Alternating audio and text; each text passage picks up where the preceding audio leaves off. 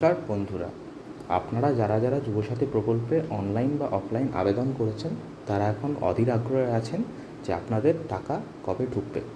কারণ আপনারা জানেন মুখ্যমন্ত্রী মমতা বন্দ্যোপাধ্যায় ঘোষণা করেছেন যে এপ্রিল মাসের 1 তারিখ থেকে নয়, এবার দ্রুতই আপনাদের অ্যাকাউন্টে তার আগেই পয়সা ঢোকা শুরু হয়ে যাবে।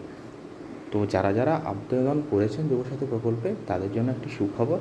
আপনারা লক্ষ্য করবেন অনেকেরই কালকে থেকে হোয়াটসঅ্যাপে একটি মেসেজ ঢোকা শুরু হচ্ছে, যে মেসেজটিতে বলা হচ্ছে, প্রিয় যুবসাথী, আমাদের অঙ্গীকার অনুযায়ী বাংলা যুবসাথী প্রকল্পে অন্তর্ভুক্ত হওয়া আপনাকে স্বাগত।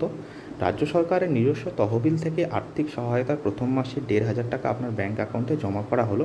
আপনি ভালো থাকুন, সুস্থ থাকুন, শুভেচ্ছা সহ মমতা বন্দ্যোপাধ্যায়, মুখ্যমন্ত্রী, পশ্চিমবঙ্গ সরকার। এবং এই মেসেজটি পাঠানো হচ্ছে information and cultural affairs department থেকে। তো এবার আপনাদের অনেকের প্রশ্ন এই মেসেজটা দেখে বা যাদের যাদের ঢুকেছে যে আমাদের এখনও টাকা ঢোকেনি কেন।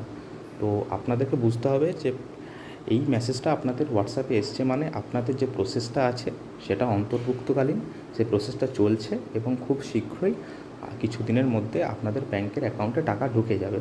তো এর থেকে নিশ্চিন্ত হওয়া যাচ্ছে যে আপনাদের যে যুবসাথী প্রকল্পের আবেদন বা টাকা ঢোকার যে প্রক্রিয়া সেটা চলছে এবং সেটা খুব শীঘ্রই সম্পূর্ণভাবে আপনাদের অ্যাকাউন্টে টাকা ঢুকে যাবে।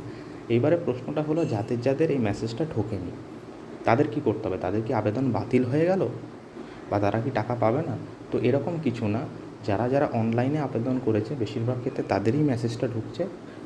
আর যারা অফলাইনে আবেদন করেছেন আপনারা, তাদের কি যে ডকুমেন্টগুলোকে অনলাইনে আপলোড করা হচ্ছে এবং তারা ডকুমেন্টটা আপলোড করা হলে অনলাইনে তারপরে আপনাদের ফোনে এই মেসেজটা আসবে।